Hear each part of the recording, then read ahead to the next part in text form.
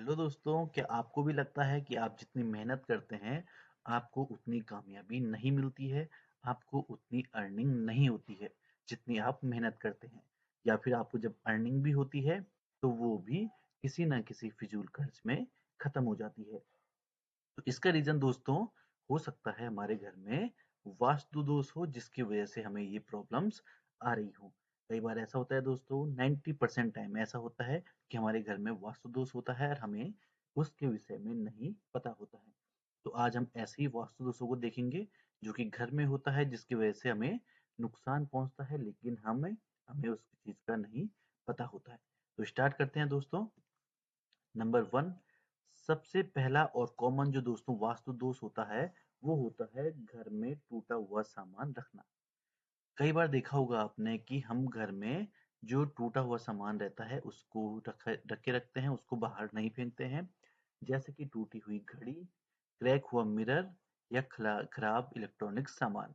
ये सब चीजें दोस्तों नेगेटिव एनर्जी को अट्रैक्ट करती है, जिससे कि वास्तु दोष उत्पन्न होता है। वास्तु के मुताबिक टूटा हुआ सामान पैसों के फ्लो को ब्लॉक कर देता है। इससे हमारी अपॉर्चुनिटी रुकती है और हमारे पास पैसा आना रुक जाता है। तो इसका उपाय क्या रहेगा दोस्तों? तो इसका उपाय ये रहेगा, इसका सॉल्यूशन ये रहेगा, जो चीज काम की नहीं है उसे हमें तुरंत घर से बाहर निकाल देना चाहिए, जो हमारी अब यूज की नहीं रही है।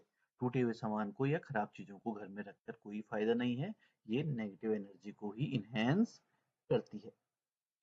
सेकंड दोस्त होता है दोस्तों जो, वो होता है हमारा साउथ वेस्ट डायरेक्शन में हमारा बाथरूम बनाया जाना, या फिर वाटर टैंक देना, या फिर अंडरग्राउंड वाटर टैंक देना।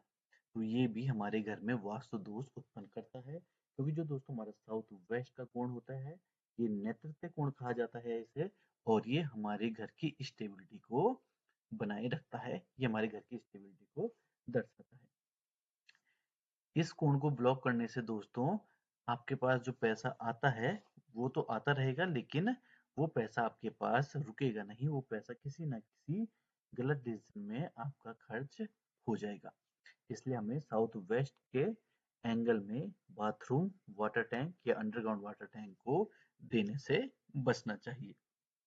इसका सोल्यूशन क्या होगा दोस्तों? इसका सोल्यूशन ये होगा कि हमें साउथ वेस्ट के कॉर्नर में हैवी चीजें रखनी चाहिए। उस एंगल को हमें हैवी करना होता है, क्योंकि साउथ वेस्ट का एंगल दोस्तों हमारा हमेशा हैवी लोड उसमें रखा जाता है, जिसके लिए हम वहां पर स्टेयर्स भी कई बार बनाते हैं, लेकिन हमें वहां पर सेप्टिक टैंक और पानी से बचना है। इसके बाद दोस्तों जो हमारा तीसरा वास्तु दोष होता है, जो कॉमन देखा जाता है, अगर आपके मेन गेट के बिल्कुल सामने मिरर लगा रहता है, तो इससे दोस्तों हमारे घर की पॉजिटिव एनर्जी कम हो जाती है। हमें हमारे घर को अच्छी तरीके से यहाँ पर पॉजिटिव एनर्जी नहीं मिलती है। इसके लिए दोस्तों हमें ये करना होता है कि मिरर को अपने मेन डोर से थोड़ा दूर लगाना होता है, और इस डायरेक्शन में लगाना होता है, जिससे कि जब हम घर के अंदर एंटर करें तो हमें मिरर पे अपनी परछाई ना दिखाई दे। अगर दोस्तों हमारा मिरर मेन डोर के सामने लगा रखा है, तो इससे जो रिजल्ट निकलता है उससे दोस्तों पैसे रुकते हैं और हमारी अपॉर्चुनिटी भी मिस होती है। इसके अलावा दोस्तों हमारा मंदिर का स्थान भी हमारे वास्तु को बहुत तरीके से प्रभावित करता है। मंदिर का स्थान अगर गलत दिशा में है, तो ये भी हमें गरीबी की तरफ धकेलता है। सबसे पहले दोस्तों अगर मंदिर हमारा बाथरूम के पास में है, तो ये हमें गरीबी की तरफ धकेलता है। इससे हमारे घर में नेगेटिव एनर्जी इनहेंस होती है। अगर मंदिर हमारे बेडरूम के अंदर बनाया गया है, तो यहाँ पर भी दोस्तों हमें नुकसान पहुंचता है। मंदिर हमारे बेडरूम के अंदर नहीं होना चाहिए, मंदिर के लिए हमें एक अलग स्पेस देना चाहिए। इसके अलावा दोस्तों अगर आपका मंदिर स्टेयरकेस सीढ़ियों के नीचे वाले एरिया में बना रखा है, तो ये भी नुकसानदायक होता है। हमें मंदिर को कभी भी स्टेयरकेस के नीचे नहीं बनाना चाहिए। कई बार होता यह है दोस्तों कि स्टेयरकेस के नीचे का एरिया हमें लगता है कि ये ज्यादा यूज का नहीं है, तो हम यहाँ पर कुछ ना कुछ बनाने की सोचते हैं, लेकिन हमेशा याद रखना है स्टेयरकेस के नीचे के एरिया में हमें कोई भी कंस्ट्रक्शन नहीं करना चाहिए। हम अगर यहाँ पर कुछ बनाना ही चाहें, तो हम यहाँ पर कोई चीज स्टोर बना सकते हैं जो हल्की फुल्की लकड़ियों से बना हो। इसके अलावा हमें स्टेयर्स के नीचे कोई भी एक्स्ट्रा नहीं बनाना होता है। मंदिर बनाने के लिए बेस्ट डायरेक्शन की बात करेंगे दोस्तों, तो वो नॉर्थ और ईस्ट के बीच में रहेगी, जो कि होती है हमारी नॉर्थ ईस्ट डायरेक्शन, और ये होता है हमारा ईशान कोण। इस कोण में अगर हम मंदिर को बनाएंगे तो ये हमारे लिए बहुत ही ज्यादा फलदायक होता है। यहीं से दोस्तों घर में पॉजिटिव एनर्जी का फ्लो होता है।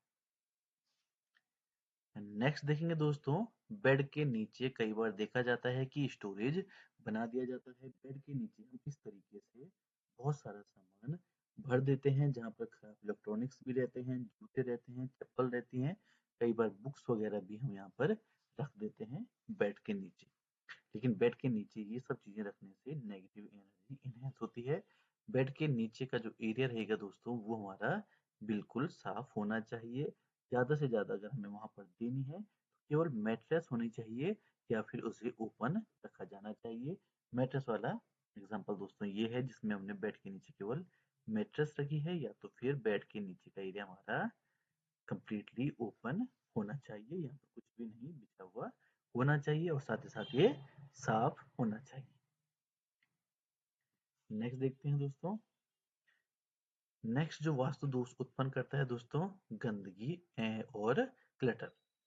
गंदगी होती है दोस्तों ये जब हम साफ सफाई सही से नहीं करते हैं, तो तब हमारे घर में गंदगी, धूल, मिट्टी वगैरह इकट्ठी हो जाती है।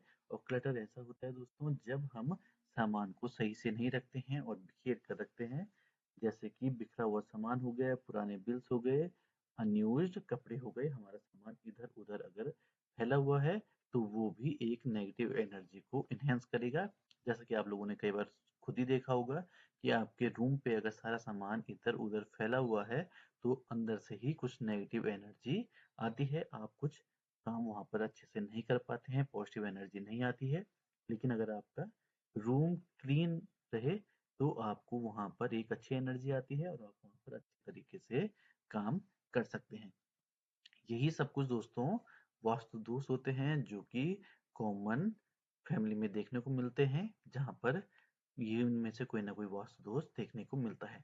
आप लोग दोस्तों हमें कमेंट में जरूर बताइए कि अभी तक आपके घर में कौन सा वास्तु दोष था जिसे आपने वीडियो देखने के बाद दूर किया है और जिसके आपको फायदे मिलने प्रारंभ हो चुके हैं।